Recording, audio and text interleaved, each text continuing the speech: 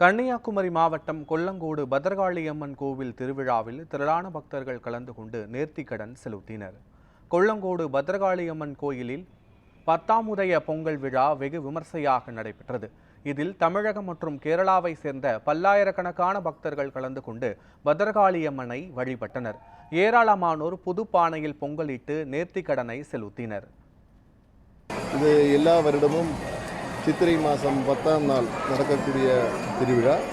இன்றைக்கி காலையில் அம்மனை கோயிலிருந்து வெளியில் கொண்டு வந்து புஷ்பார்ச்சனை, அது கூட பெரிய பெரிய பூஜைகள்.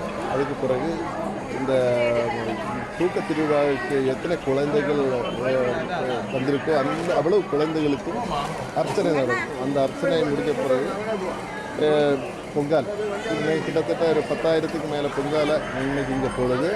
பல இடத்துலேருந்து கேரளா, தமிழ்நாடு பகுதிகளில் இருந்தெல்லாம் நிறைய பக்தர்கள் வந்து இந்த பொங்கலை நேர்ச்சியில் ஈடுபட்டுருக்கோம். தமிழ்நாட்டில் எல்லாத்தையும் திருவிழா இந்த கேரளா பார்டரில் இங்கே தான் இந்த சிறப்பாக இந்த 10ஆம் உதய திருவிழா நடக்கும். இதுக்குன்னா அம்மனுடைய பிரீதிக்காக பொங்காலை போட்டிருக்கோம்.